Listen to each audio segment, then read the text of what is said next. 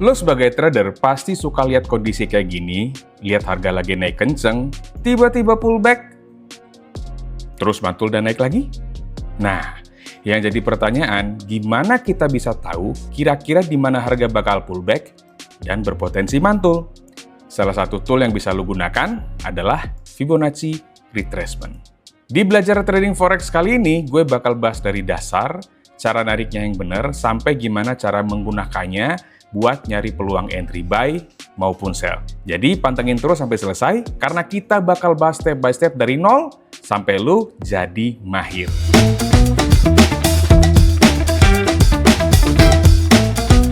Nah, sebelum itu gue ada kabar baik nih buat lo yang mau belajar strategi trading forex dan gold lainnya. Lo bisa langsung download e-booknya gratis, tinggal klik aja link yang ada di deskripsi video ini ya. Oke, kita mulai dari yang paling basic dulu. Fibonacci Retracement itu salah satu tool yang bisa lo pakai buat nyari area yang kemungkinan bakal jadi tempat harga pullback atau retracement. Gampangnya gini, misalnya harga lagi naik kenceng, tapi harga biasanya nggak bakal naik lurus terus. Kadang harga turun dulu sebentar, baru lanjut naik lagi. Nah, kondisi harga yang turun sebentar ini sering disebut pullback. Jadi sederhananya, harga naik, turun sebentar, berpotensi naik lagi. Nah, Fibonacci bisa bantu kita ngelihat kira-kira nih di area mana harga mungkin berhenti turun dan mulai mantul. Tapi ingat ya, Fibonacci bukan alat buat nebak harga secara pasti. Jadi jangan mikir harga kena 61,8% berarti auto buy, nggak gitu. Anggap aja level Fibonacci sebagai area yang perlu lu perhatiin. Setelah harga masuk ke area itu, baru kita lihat reaksinya. Sedikit aja kita bahas asal namanya. Fibonacci berasal dari nama Leonardo Fibonacci, seorang matematikawan asal Italia. Dia dikenal dengan deret angka seperti 0, 1, 1, 2, 3, 5, 8, 13, dan seterusnya. Dari sini muncul rasio yang kemudian banyak digunakan dalam analisis teknikal. Salah satunya adalah 61,8% yang dikenal sebagai golden ratio. Tapi tenang, lo nggak perlu jago matematika buat menggunain Fibonacci. Di platform trading, contohnya kayak di QuickPro ini, kita tinggal pilih toolnya, tarik di chart, dan levelnya bakal muncul otomatis. Ketika kita pasang Fibonacci, biasanya akan muncul beberapa level. 0%, 23,6%, 38,2%, 50%, 61,8%, dan 100%. Tapi nggak perlu hafalin semuanya. Untuk awal, cukup kenal 3 level, 38,2%, 50%, dan 61,8%. 38,2% biasanya menunjukkan harga hanya turun sedikit dari pergerakan sebelumnya. 50% berada di tengah dan cukup sering diperhatiin sama trader, sedangkan 61,8% adalah salah satu level Fibonacci yang paling populer. Tapi sekali lagi, ini bukan garis sakti. Anggap aja level-level ini sebagai zona untuk kita perhatikan. Nah, terus sebenarnya kapan sih waktunya kita pakai Fibonacci ini di market? Fibonacci ini lebih cocok dipakai saat market lagi trending atau punya arah yang cukup jelas.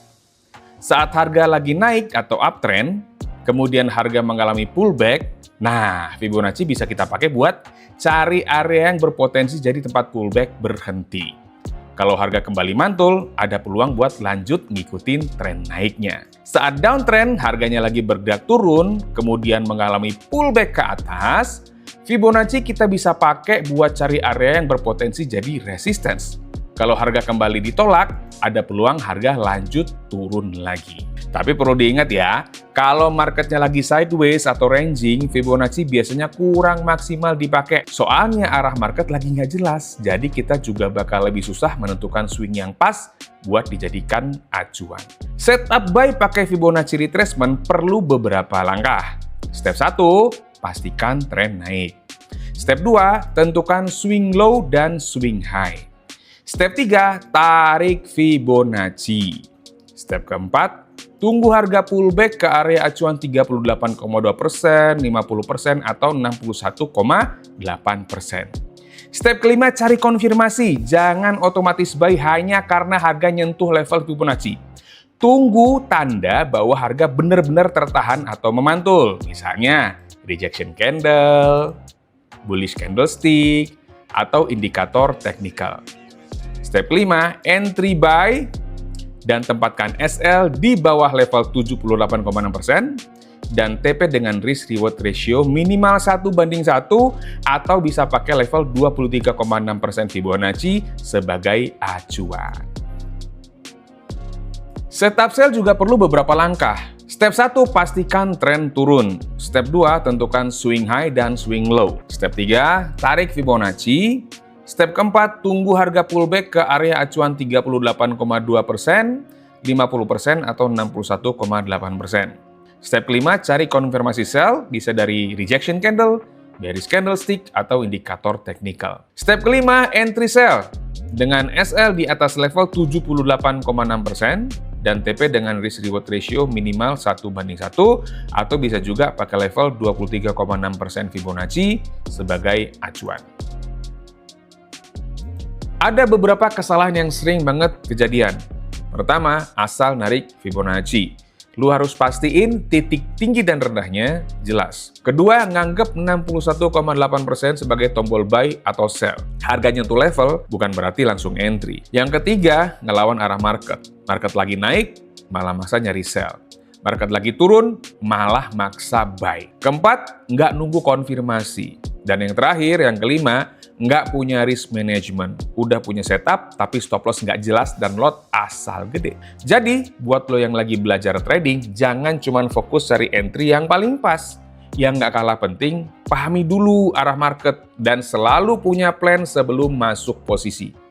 Trading bukan soal selalu benar, tapi soal gimana lu bisa tetap disiplin saat market bergerak nggak sesuai ekspektasi. Dan kalau lo masih mau belajar lebih dalam tentang trading forex dan gold, jangan lupa stay tune terus di channel ini. Karena di sini kita bakal belajar bareng-bareng dari nol sampai lo makin paham. Subscribe dan aktifin notifikasi biar nggak ketinggalan video selanjutnya. Dan kalau menurut kalian video ini bermanfaat, boleh juga share ke teman-teman kalian. See you di next episode ya!